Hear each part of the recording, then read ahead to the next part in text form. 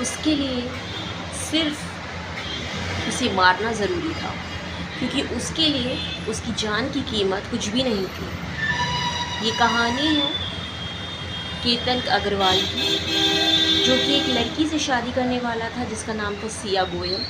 और उस लड़की ने ही उसको एक किले पर बुलाकर, जो वहाँ का पुणे का लोहागढ़ किला है, वहाँ पे बुलाया, साथ लेके भी गई वहाँ पर, और उसे वहाँ से अपने बॉयफ्रेंड चेतन के साथ ढकेल दिया। दरअसल जो हालिया खबर आ रही है उसमें ये पता चल रहा है, उस लड़की ने जो पुलिस को अपने बयान दिए उसमें ये था कि किसी न किसी तरीके से कैसे भी उसे केतन, जिससे वो शादी करने वाली थी, जिससे फिक्स्ड हो गई थी उसकी शादी, उसके घर वालों ने फिक्स कर दी थी, उसे कैसे भी ख़त्म करना था।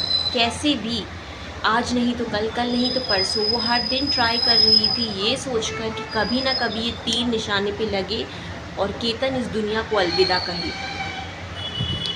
सिया गोयल, जिनकी उम्र 20 साल है, 20 साल की लड़की ऐसा नहीं है कि अब बच्ची कहलाएगी, काफ़ी मैच्योर रहती हैं आजकल की लड़कियां। और रहा सहा जो आजकल का एक एनवायरनमेंट है, उन्हें पहले उम्र से बड़ा भी कर देता है। ऐसा नहीं है ये 20 साल की लड़की वो 90s 80s की है कि जैसे इतना ज़्यादा दुनियादारी पता नहीं है। आज की लड़कियों को बहुत दुनियादारी पता होती है। उस लड़की ने एक लड़की को मार डाला, फेंक दिया उस खाई में से, उस किले की खाई से। तो वो कोई अनजान लड़की तो नहीं थी या बहुत इनोसेंट तो नहीं थी। मतलब जो उस लड़के की भी उम्र थी 26 साल, कोई ज़्यादा उस लड़की की भी उम्र नहीं थी। वो भी अपने माँ बाप का लड़का था।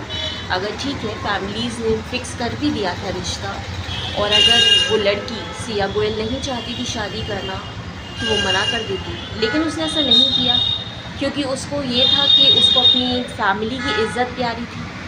उसको खुद की जान नहीं देनी थी, और ना ही खुद को घर से भगाना था, और ना ही अपने बॉयफ्रेंड चेतन से तब शादी करनी थी, क्योंकि उसके चेतन बॉयफ्रेंड को 3 साल और चाहिए थे अपना करियर बनाने के लिए, और उसके बाद वो कुछ सोचता।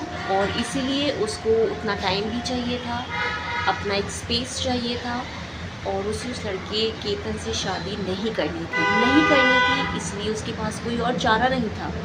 इसलिए उसने हर दिन प्लान बनाए अपने बॉयफ्रेंड चेतन के साथ मिलकर कि किसी न किसी तरीके से किसी एक दिन ये निशाना, ये तीर सही जगह लगेगा और केतन हमारे रास्ते का कांटा हटेगा। और जैसा कहते हैं, बार बार एक पत्थर पे भी रस्सी मारी जाए तो वहाँ पे भी निशान हो जाते हैं, और ऐसा ही हुआ। हर दिन